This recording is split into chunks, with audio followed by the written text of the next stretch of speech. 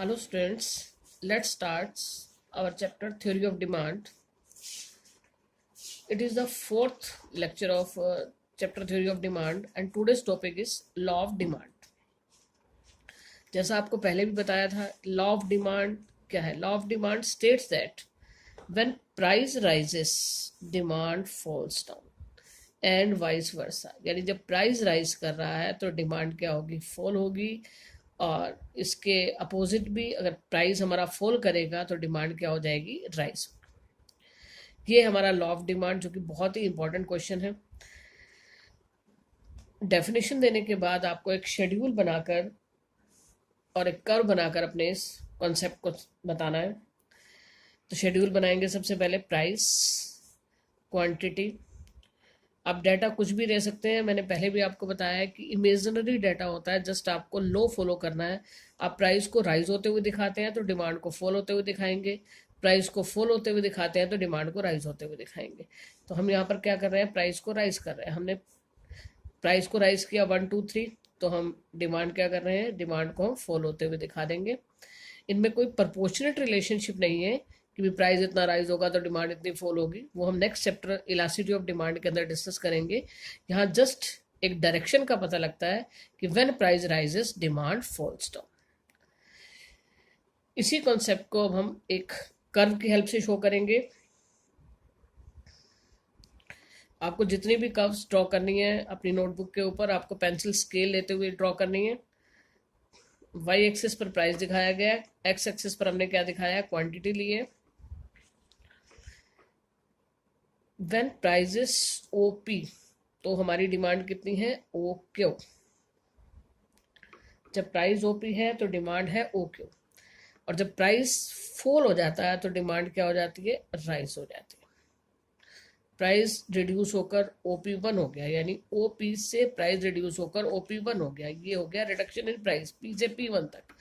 तो demand Q से Q one तक राइज हो गई, यानी प्राइस के फॉल होने से डिमांड क्या हो गई? राइज हो गई। तो ये है हमारा लॉ ऑफ डिमांड। इन दोनों पॉइंट्स को हम ज्वाइन कर देंगे और ये बन गया हमारा डी डी डिमांड कर्व। जो भी शेड्यूल, जो भी कर्व हम बनाते हैं उसको हम एक्सप्लेन करेंगे। एक्सप्लेनेशन सुन लीजिए एक बार आप लोग। Quantity lies on X axis, price on Y axis. When price of the commodity is OP, जब प्राइस हमारा ओपी है तो क्वांटिटी डिमांडेड कितनी है? O Q. When price falls down, price fall होकर ओपी से ओपी वन हुआ, then quantity demanded is O Q one. And DD is the demand curve, and this curve shows inverse relationship between price and demand. Inverse relation. Inverse relationship. कोई भी लो हम करते हैं, हमें उसकी assumptions को साथ में लेके चलना पड़ता है। कोई भी लो विदाउट assumption कंप्लीट नहीं माना जाता। तो यहाँ पर भी कुछ assumptions हैं, लॉ ऑफ डिमांड की कुछ assumptions हैं।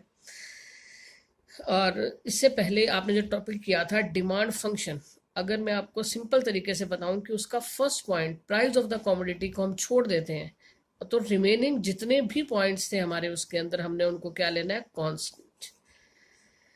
मैं बता रही हूँ फर्स्ट पॉइंट क्या होगा इसके अंदर?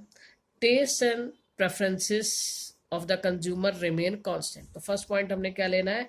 Test and preferences remain constant. उसके बाद सेकंड पॉइंट हम लेते हैं कि there will no change in the price of related goods.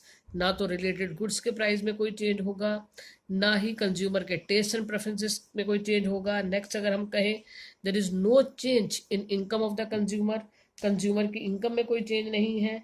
और नेक्स्ट अगर हम और कहते हैं consumer do not expect any significant change in the availability of the commodity in the near future, यानी कंज्यूमर नियर फ्यूचर में भी इस चीज़ की होप नहीं रखता कि किसी चीज़ के प्राइस के अंदर, किसी चीज़ की अवेलेबिलिटी के अंदर कोई भी चेंज आएगा। ये है हमारी अजम्पशन। यानी इन सब चीज़ों को हम कांस्टेंट मानेंगे, इन सारे पॉइंट्स को कांस्टेंट मानेंगे, तभी हम प्राइस का इफेक्ट क्वांटिटी के ऊपर देख पाएंगे। तो लॉ ऑफ डिमांड, जैसा मैंने आपको बताया कि law of demand states that when price rises demand falls down। तो यहाँ पर हम एक चीज और लिख लेंगे, other things remain constant। other things remain constant, ये आपको और साथ में नोट करना है इसके अंदर। तो वो अदर थिंग्स क्या है जो मैंने आपको बताई कि प्राइस रिलेटेड गुड्स का कांस्टेंट रहेगा, इनकम बायर की जो है वो कांस्टेंट रहेगी, उसमें कोई चेंज नहीं होगा। इसके साथ साथ कंज्यूमर के टेस्ट एंड प्रेफरेंसेस में कोई चेंज नहीं आएगा, और नियर फ्यूचर में भी कमोडिटी की अवेलेबिलिटी में चेंज होने के कोई भी चांसेस नहीं है। तो these are the assumption of the law of demand. 2 of lecture 4th of theory of demand. Now topic is, why does demand curve slope downward? Demand curve का स्लोप डाउनवर्ड क्यों होता है? आपने डिमांड कर्व अभी तक इस chapter के अंदर कई बार ड्रॉ की। डिमांड कर्व का स्लोप हमेशा ही हम इस तरह से बनाते हैं, downward. Now question is, why does demand curve slope downward? First point, law of diminishing marginal utility.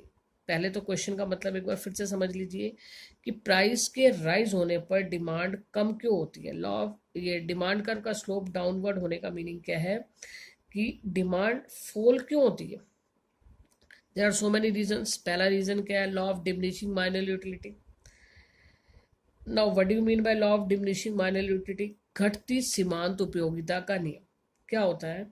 According to this law, as consumption of a commodity increase, marginal utility of each successive unit goes on diminishing.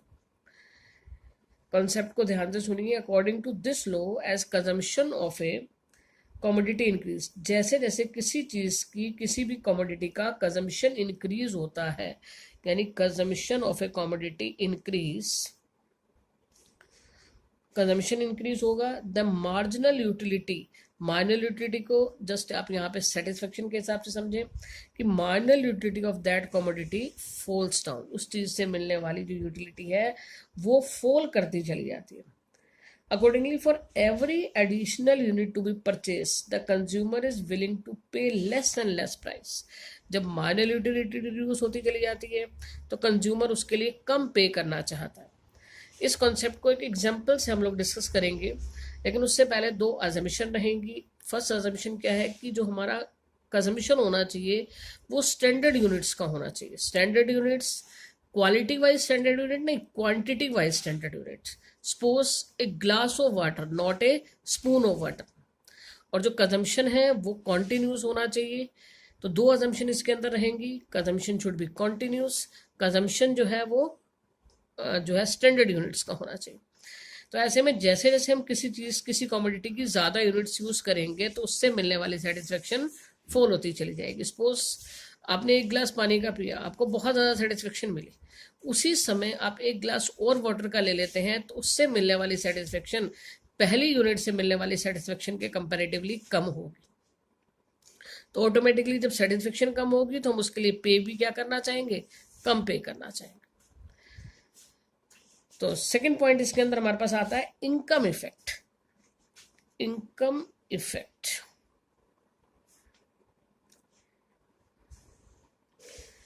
Income effect, यहां पर हम real income effect की बात कर रहे हैं। अब ये रियल इनकम इफेक्ट क्या है?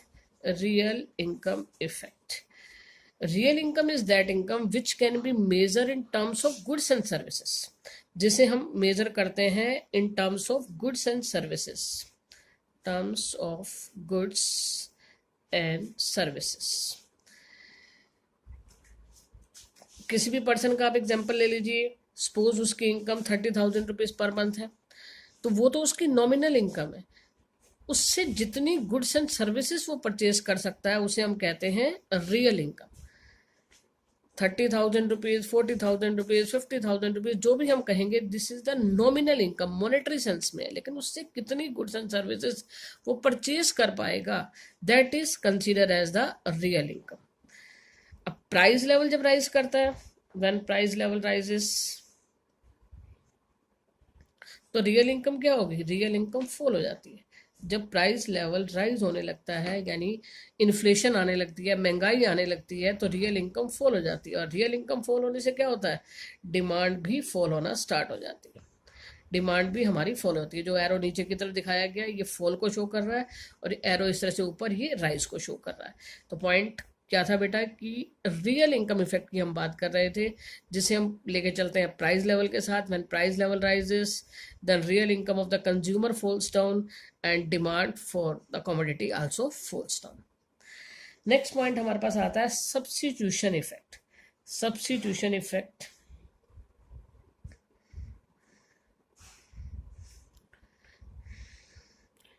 एक बार पहले भी हम सब्स्टिट्यूट गुड्स के बारे में पढ़ चुके हैं. Substitute goods are those goods which can be substitute at the place of each other. Example भी दिया था हमने, टी एंड कॉफी. अब इस सब्स्टिट्यूशन इफेक्ट कैसे वर्क करता है? When own price of the commodity X falls, suppose when price of X commodity falls, it becomes cheaper in relation to commodity Y. यानी अगर टी का प्राइस कम हो जाता है तो टी कॉफी के कंपैरेटिवली सस्ती हो जाएगी, चीपर हो जाएगी. अकॉर्डिंगली एक्स यानी टी जो है हम सब्स्टिट्यूट करेंगे eight the place of coffee, यानी एक्स को वाई की प्लेस पर हम सब्स्टिट्यूट करना स्टार्ट कर देंगे. And it is expansion of demand, और इससे क्या होगा? डिमांड राइज हो जाएगी. रिपीट कर रही हूँ पॉइंट को मैं. यहां पर हमने दो गुड्स ले ली, टी एंड कॉफी. एग्जाम्पल ले रहे हैं कि सपोज टी का प्राइस क्या हो गया? टी का प्राइस जो है वो राइज हो जाता है. टी का प्राइस राइज होने से क्या होगा? टी जो है कॉफी के कंपैरेटिवली क्या हो गई? एक्सपेंसिव हो गई. जब टी कॉफी के कंपैरेटिवली एक्सपेंसिव हो गई तो क्या होगा? हम कॉफी को सब्स्टिट्यूट करेंगे eight the place of T, यानी जो चीज एक्सपेंसिव हो जाएगी उसके प्लेस पर दूसरी कमोडिटी को हम क्या कर देंगे? सब्स्टिट्यूट करना स्टार्ट कर देंगे. तो ऑटोमेटिकली दूसरी कमोडिटी की डिमांड जो है वो क्या हो जाएगी? इंक्रीज हो गई. तो टी का प्राइस यहां पर राइज हो गया, तो कॉफी की डिमांड क्या हो जाएगी? कॉफी की डिमांड राइज हो जाएगी. लेकिन टी की डिमांड क्या हो गई? फॉल हो. नेक्स्ट हमारे पास आता है size of the consumer group. Size of the consumer group. अब ये क्या पॉइंट है? When price of a commodity falls, many more buyers can afford to buy it. Accordingly demand for the commodity extend. अब क्या होता है कि जैसे जैसे प्राइस किसी चीज का फॉल करता है तो उसको और ज्यादा कंज्यूमर्स परचेज करना स्टार्ट कर देते हैं. एक सिंपल सा एग्जांपल हम लेते हैं कि सपोज मार्केट के अंदर मैंगोस आ गए, तो स्टार्टिंग में जब उनका प्राइस ज़्यादा है तो उसे कम लोग परचेज करेंगे. कम लोग परचेज करेंगे तो प्राइस क्या होगा? ज़्यादा होगा. लेकिन जैसे जैसे उसका प्राइस फॉल करेगा ऑटोमेटिकली उसकी डिमांड क्या होगी? बढ़ती चली जाएगी, इंक्रीज होती चली जाएगी, क्योंकि उसके अंदर और बहुत सारे कंज्यूमर्स उसको परचेज करना स्टार्ट कर देंगे. तो ऐसे में size of the consumer group क्या हो गया? वो बड़ा हो गया. लास्ट पॉइंट इसके अंदर आता है different use. Different uses. A good may have several uses. किसी भी कमोडिटी के बहुत सारे यूज होते हैं. Just like milk, just like electricity.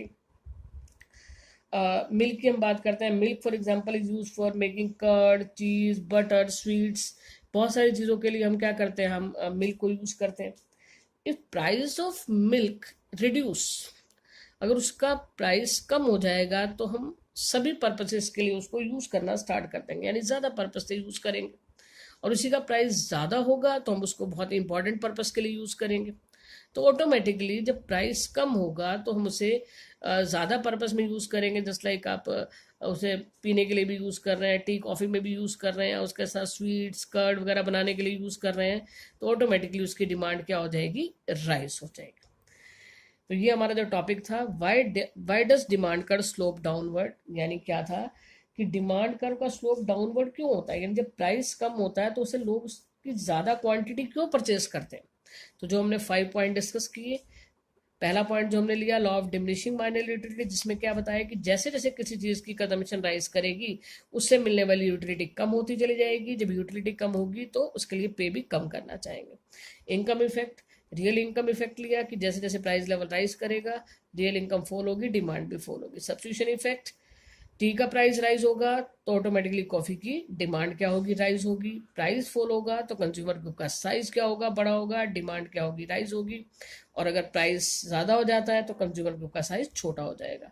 और डिफरेंट यूजेस में आपने ये डिस्कस किया कि प्राइस ज़्यादा होने पर तो उसे सिर्फ इंपॉर्टेंट पर्पज़ के लिए यूज़ किया जाएगा, तो ऑटोमेटिकली डिमांड उसकी क्या होगी? कम हो जाएगी. तो ये दोनों जो टॉपिक हम लोग आज डिस्कस किए, law of demand and why does demand curve slope downward, आप इनको अच्छे से इनके नोट्स प्रिपेयर करें. और कोई भी क्वेरी है तो आप ऐप के ऊपर जो है क्वेरी कर सकते हैं. Now thank you.